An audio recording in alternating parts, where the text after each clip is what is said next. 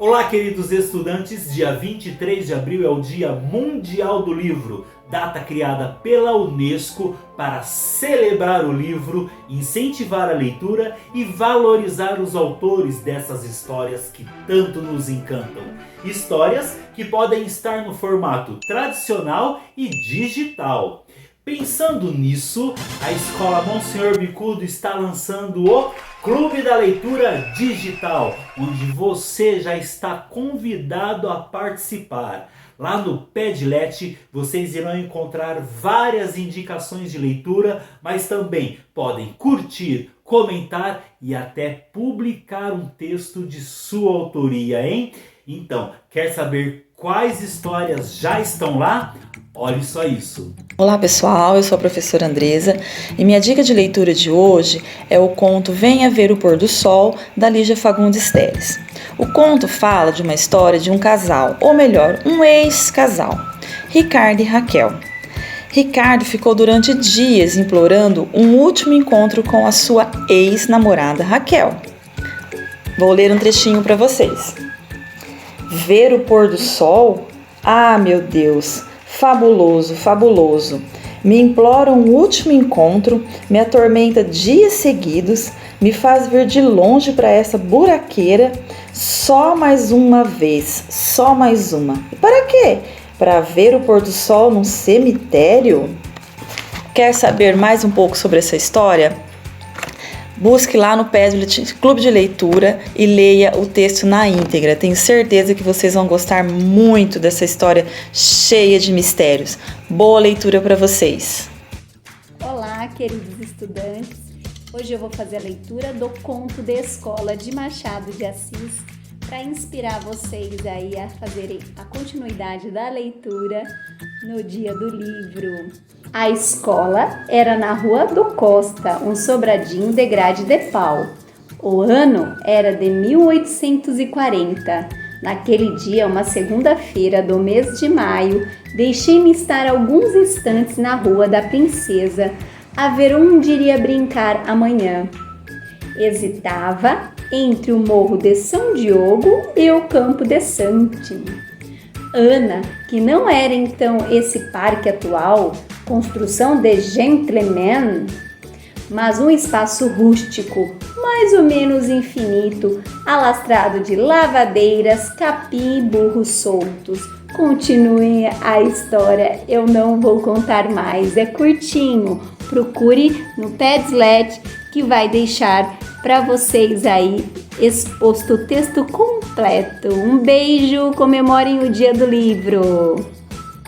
Olá! O conto que eu vou ler para vocês se chama No Reino de Nara e faz parte deste livrinho aqui, olha, Contos e Mini-Contos Africanos, publicado por mim neste ano agora de 2021. Era uma vez um reino muito distante. Lá morava Nara, uma linda princesa. Seus olhos eram castanhos, seu cabelo todo encaracolado e a cor da sua pele era negra e macia como um algodão. Nara era gente fina, educada, inteligente e adorava brincar. Em frente ao reino de Nara havia um parquinho e lá ficavam várias crianças brincando. Certo dia, Nara foi se juntar para brincar também. Só que ninguém gostava de brincar com Nara e ela ficava muito triste com isso. Quer conhecer mais sobre essa história e outros contos? Acesse o Padlet. Olá pessoal, tudo bem com vocês? Hoje estou aqui para contar a história de Inácio, o escravo que virou cantador. Sem saber ler e nem escrever, com um pandeiro na mão, Inácio se tornou um grande cantador e revolucionou a história dos poetas e dos cordéis do sertão. Vamos à história? Não se sabe muito sobre o começo de sua vida. Há muita coisa que se mistura ao imaginário popular. De certo, Inácio viveu em um povoado conhecido como Catingueira, no século XIX. Nasceu em 1845, de Catarina, uma mulher africana que foi batizada somente aos 118 anos de idade. Reza a lenda que Inácio era tão preciso nos versos que seu talento logo ficou reconhecido pelo dono da fazenda em que ele vivia, a Bela Vista. Manuel Luiz, ambicioso que era, percebeu que teria mais proveito se o escravo saísse da lavoura para se apresentar nos vilarejos vizinhos. Há quem diga que Inácio se tornou um escravo de ganho, tendo a liberdade de andar e de ganhar dinheiro, mas repassando boa parte do que recebia para o seu dono. Dentro do contexto, era uma posição melhor para o negro. De tanto duelar com versos e vencer pela região, o nome do repentista ficou famoso. Quem não gostou nada da fama do Inácio foi outro repentista, dono de uma pequena fazenda, que sustentava seus versos com uma viola em vez de um simples pandeiro. Romano da Mãe d'Água desafiou o escravo para aquele que ficou conhecido como Duelo de Titãs, na cidade de Patos, um vale-tudo pela honra do melhor cantador. E aí, pessoal, gostaram da história até agora? Ela não terminou. Vocês vão lá no Padlet da escola e aí vocês vão conhecer o desfecho dessa batalha. Um beijo e até mais! Love is a smoke that rises with the steam of sighs. Purged is the fire that sparkles in the eyes of lovers. Frustrated, it's the ocean nourished by the tears of these lovers. What else is love? O amor é uma fumaça que se eleva com o vapor dos suspiros. Purgado é o fogo que cintila nos olhos dos amantes. Frustrado é o oceano nutrido das lágrimas destes amantes. O que mais é o amor? Queridos, esse trecho foi retirado do livro clássico de Shakespeare. Inclusive, algumas palavras nem se usam mais. Porém, na nossa sala de leitura, nós temos um gibi de Shakespeare. Sim, um comic book. E agora os nossos professores vão colocar no Padlet para vocês, para facilitar ainda mais a leitura. Contem comigo para esse tipo de leitura, tá bem? Um beijo e até mais. Bom, esse poema ele é da minha própria autoria, aonde num site de poesia eu sou Olhos de Falcão. Sou uma poetisa amadora. Esse que eu escolhi para estar lendo para vocês faz parte dessa coletânea, antologia poética, e ele se chama Reticências. Reticências são ícones gráficos que nos deixam incertezas, omitem verdades, camuflam ansiedades, disfarçam realidades. Pecam por permitir conclusões mal interpretadas. São responsáveis por lágrimas, sorrisos, melindres, xistes e delitos. Eles dão maestrias aos livros, charme aos poemas, mistério em certas falas escritas e dor de cabeça, seguida de um quase ataque do miocárdio, quando carregadas de perfídia e angústia, ou vitimadas pelo mau emprego de um mau escritor, ou galanteador. Mas temerosas mesmo, são quando escritas por mãos ágeis em momentos de descarte, de adeus. Quando gota a gota minam a esperança daquele que perdeu. Se você tiver curiosidade de conhecer um pouco mais desse poema da minha autoria Reticências, deixo então a oportunidade de você estar observando ou lendo esse texto no Padlet. A minha recomendação de leitura para o Dia Mundial do Livro é um livro do Emicida chamado Amoras e ilustração de Aldo Fabrini. Vou ler para vocês alguma partezinha do livro. Não há melhor palco para um pensamento que dança do que ao lado de dentro da cabeça de uma criança. Pode olhar a tudo para um mundo mais profundo do que o olhar de uma criança. Você quer saber mais do que uma criança está pensando? É só você consultar a dica de leitura do Padlet da Escola Monsenhor Bicudo, livro Amoras de Emicida. Olá pessoal, eu sou Sueli, diretora da Escola Monsenhor Bicudo, e a minha indicação de leitura é uma lenda indígena. As lendas, elas são transmitidas pelos povos através do tempo, e é através delas que nós podemos entender como os povos se relacionam com o mundo à sua volta. A lenda que eu vou ler explica a origem do Sol e da Lua e conta a história de duas tribos rivais há gerações. Só que um dia, o filho do cacique de uma aldeia se apaixona por uma bela índia de outra aldeia rival. Vamos lá, vamos ao trecho? O tempo foi passando até que um dia eles foram pegos por um grupo de guerreiros da tribo da montanha que os levou para serem julgados. E pelas leis da tribo, não era permitido uma aproximação entre os dois grupos rivais. E quem quebrasse tal regra seria condenado à pena de morte. Esse era o destino reservado ao belo casal. Mas e aí, pessoal? O que é que vocês acham que vai acontecer com esse casal? O que será que vai acontecer com eles? Vamos descobrir o final dessa história de amor lá no Padlet da escola? Vamos descobrir essa lenda maravilhosa da origem do Sol e da Lua? E aí, será que eles vão ser condenados? O que será que vai acontecer com eles? Vamos lá? Eu vou contar para vocês uma fábula. Ela se chama A Raposa e o Corvo. Veja só o que vai acontecer. Um corvo estava pousado num galho de uma árvore, segurando um pedaço de queijo com um bico, enquanto passava uma raposa.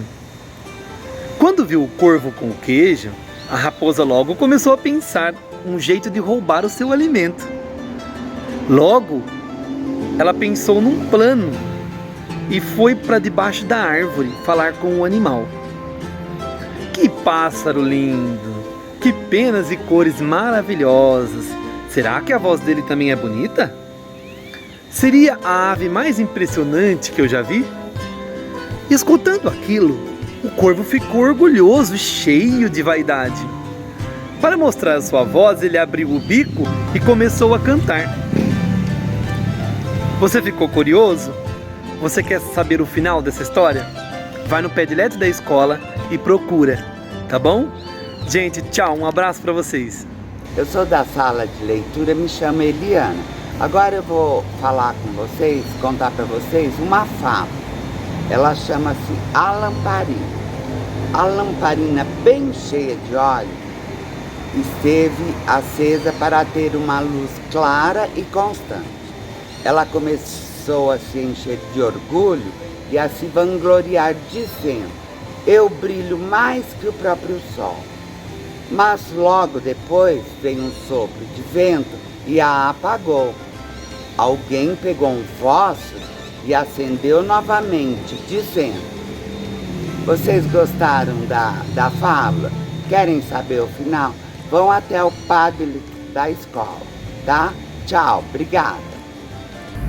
Olá, vou apresentar para vocês o livro O Pequeno Príncipe, de um autor francês, Antoine de Saint-Exupéry. Eu vou ler só um trechinho dele, que é aqui.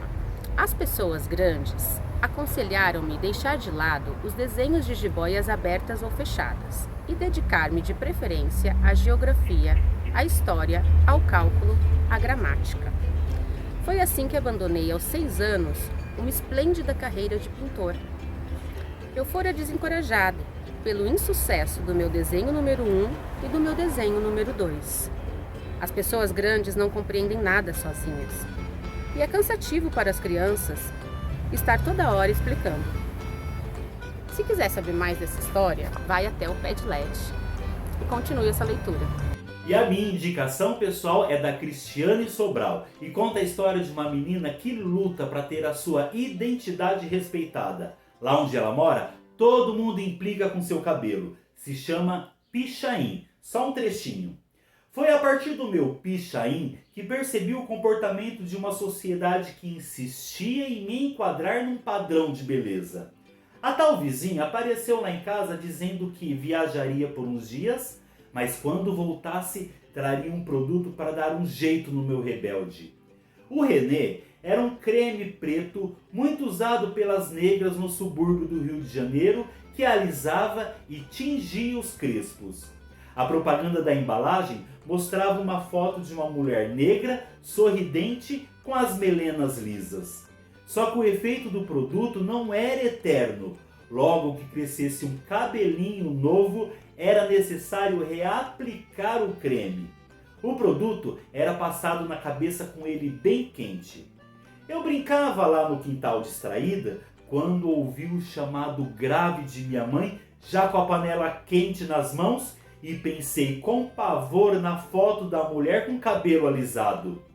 Mas e aí, pessoal, o que vai acontecer com ela? Ou melhor, com o seu pichain? Será que vão continuar tentando embranquecer a menina? Corre lá no Padlet e descubra essa história sobre identidade.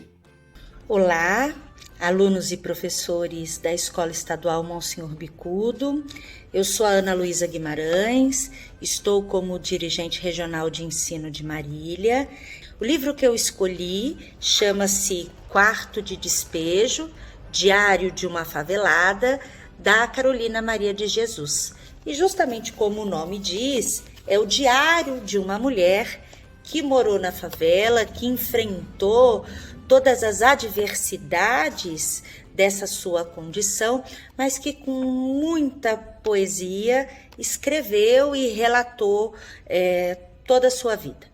Então, eu escolhi um trecho datado de 19 de maio. Diz assim: Deixei o leito às 5 horas.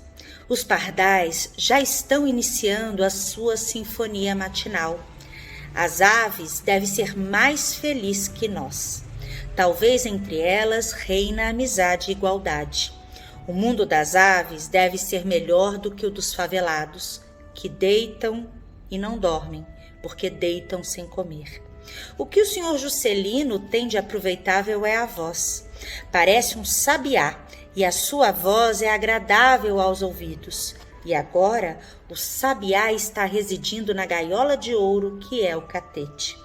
Cuidado, sabiá, para não perder esta gaiola, porque os gatos, quando estão com fome, contemplam as aves na gaiola, e os favelados são os gatos, têm fome. Deixei de meditar quando ouvi a voz do padeiro. Olha o pão doce, que está na hora do café. Mal sabe ele que na favela é a minoria que não toma café. Os favelados comem